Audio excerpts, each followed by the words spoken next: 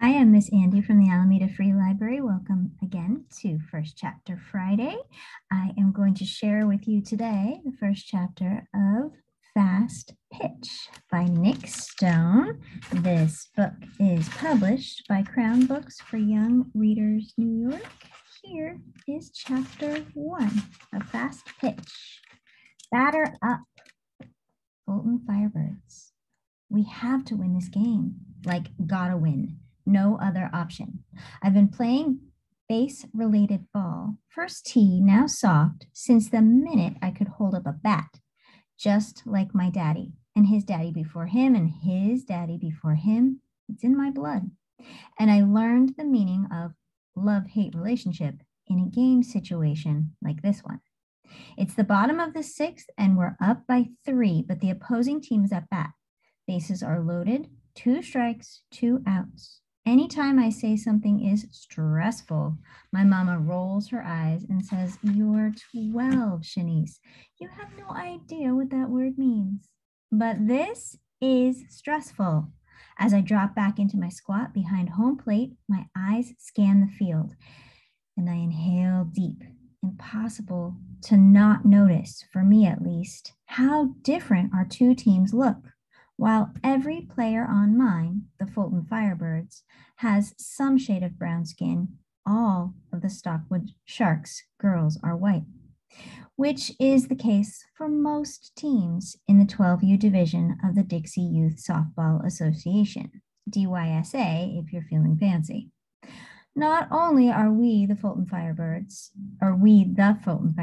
the first all-black team in this league, which even considering the name is a huge deal, we're the only team in the entire DYSA with more than 3 black players on the roster across 8 states, all of which were on the pro-slavery side during the Civil War, something my daddy reminds me of every time he sees DYSA. It's a weight no one your age should have to carry, but can't ignore, he says. And he's right. Every win feels historical. I hate it, but also I love it. Victory is almost ours. I hear the ump, a short dude whose middle is shaped like the highlighter hued ball that gives this game I love so much its name, hawk a loogie above my head. It slams into the dirt on my right with the force of a slimy bullet. So gross. I breathe in again, though it definitely makes me feel like the hot dog I ate earlier is going to join ump guy's blob of mucus beside me. The air has to be full of phlegm germs right now. I gotta get my head back in the game. Yep, we're up, but I'd be lying if I said the Sharks aren't good. They're real good, in fact. But so are we. We have to win this game. Their best batter is at the plate, Steph Mahoney. I know her name because of her rep as a home run hitter. Not surprising once you see the latest Louisville Slugger LXT choke gripped between her half-covered hands. Her batting gloves are fingerless, which I've never seen in our league. But considering that bat cost 350 buckaroos, it's clear good old Steph is serious about this sport. I lock gazes with our pitcher, Calla Quickfire Kennedy, my teammate since the days of rolling one of Daddy's baseballs back and forth in our shared playpen, though we haven't always played on the same actual team. She's the best, most epic fast pitch heat thrower in the state, likely even in all of Dixie, and maybe the whole country. And all she's got to do is throw one more strike. In my peripheral, oh boy, that's a tongue twister. Peripheral vision, I see the blonde, freckly-faced girl on third base take a quick peek at her coach, who tugs at his right earlobe and then brushes a finger beneath his nose. After a slight nod, she subtly steps 1 foot off the slightly raised white square and shifts into a ready-to-run stance, eyes on Calla like a little lion cub who has decided home plate is her prey. Steal a run, not on my watch.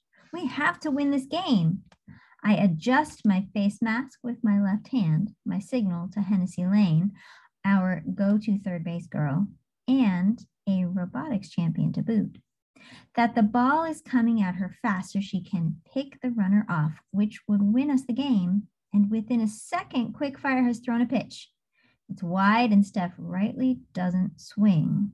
But I was right about Blondie. She takes off from third. Good thing they don't call me Lightning Lockwood for nothing. Before the ump can shout ball two, I fired the yellow sphere at Hennessy, and the golden-haired shark is diving back toward the base, her fingertips reaching the edge a mere breath before Hennessy tags her side. Ball in glove. Safe, the third base ump says, slashing his arms out to his sides.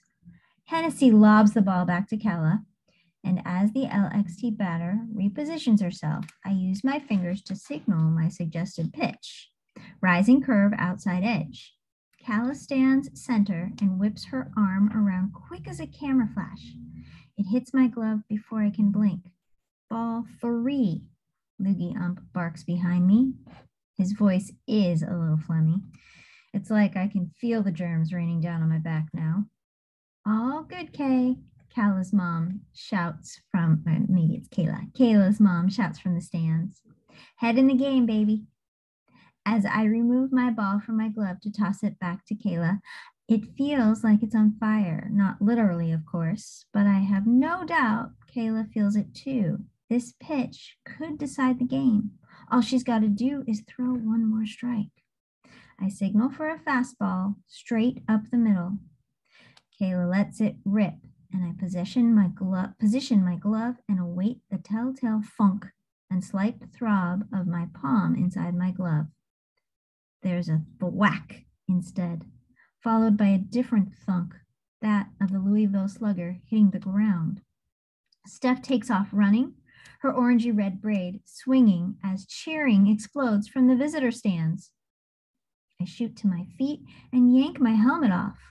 Watch, unable to breathe, as our center fielder, Britt Marie Hogan, my best girlfriend, runs with everything she's got to keep up with the soaring yellow ball. She jumps, but to no avail. It flies over the fence, and the Shark fans yell even louder. Home run, the ump shouts behind me. I turn away from the plate. There's no way I can watch us lose. The ride home is super uncomfortable, largely because no one is saying a word inside the fire bus. Usually, we all love being in Coach Nat's giant van. The whole team rides together to and from games, and the fire bus has space for all of us, 13 players, plus Coach Nat and her wife, Miss Erica, who never misses anything we do as a team. Coach is the dean of a charter school in the inner city. She always puts that in quotes, and is an actual former youth softball national champion. She started the Fulton Firebirds 2 years ago at the suggestion of her mentor, a Black businesswoman we call Miss Monica, who is the head lawyer at Coke and who also is a former softballer. As Miss Monica told us the first time we met her, there just isn't enough concentrated Black girl magic in this sport. Coach Natch recruited every one of us from all over the city. And she and Miss Erica take excellent care of us and are very invested in our team. Example, they strung LED lights around the ceiling of the van. Red, orange, and yellow are team colors. And there's a rotating softball Miss Erica covered in square mirrors hanging at the center that makes the colored lights scatter everywhere. The outside of the van is black, but it has a Firebird painted on the hood with wings that turn to flames as they wrap around the sides. Definitely the coolest vehicle on any road in this area of town. Which is kind of funny because even though Coach Nat and Miss Erica would fit in around here, they're both white ladies, we've all seen more than a few other white people notice who's driving this drip-mobile, as Coach Nat calls it, and do a double take. Makes us laugh every time. Nobody is laughing now, though.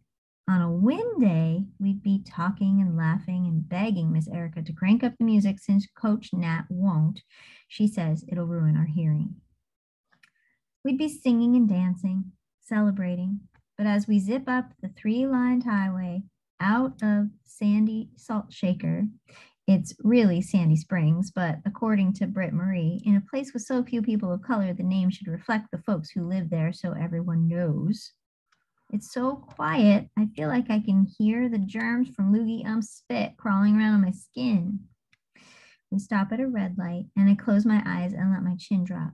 Mama would say I'm being dramatic, and my numbskull little brother would toss in his unwanted 2 cents and agree, but I feel like my head has gotten too heavy for my neck, and I just can't hold it up anymore. I shouldn't cry. I know I shouldn't. Really, this isn't that big a deal. This game was basically a scrimmage. It won't hurt our record in the league or affect our standings as we head into tournament season a few weeks from now. It won't keep us from my ultimate goal for the team this year, the DYSA 12U World Championship title, even though world is clearly inaccurate since the whole league is only 8 states. A team with a Black player, let alone an all-Black team, has never made it through the district tournament. Even making it to state would be huge, a message that girls like us do belong on the field. We've definitely had some games where the opposing team's fans suggested otherwise. Gotta love Georgia. Going all the way, snagging that Dixie trophy would be next level. But to get there, we have to actually win. I feel like such a baby about the jawbreaker lump in my throat that feels like I'm going to dissolve and spill out of my eyes in liquid form, especially since I know getting eaten by the Stockwood Sharks doesn't actually matter. Still, though, the other girls in this creepily silent van voted to make me their captain. It's my job to keep morale up, and I can't think of a single thing to say. Because it's also my job to lead us to victory, and I clearly failed at that too. The jawbreaker liquid is spilling over now. Too bad it's not sweet instead of salty. An arm slips beneath my left arm, the one I catch with, and hooks my elbow before something heavy lands on my shoulder. Britt Marie's head. I'm pretty sure my eyesight is ruined from the sun glistening off all that shiny golden hair, she says. I snort. I'm serious, she continues. They had a blinding advantage. The $1,000,000,000 super bats didn't hurt either. You're ridiculous, Britt, I say, smiling now. I'm right, and you know it. I don't say anything back. I don't have to. I just breathe out and let the trees blur by. The end of chapter 1. I hope you are intrigued to read the rest. I know I am. Check it out from the Alameda Free Library. Nick Stone's Fast Pitch. See you next time on First Chapter Friday.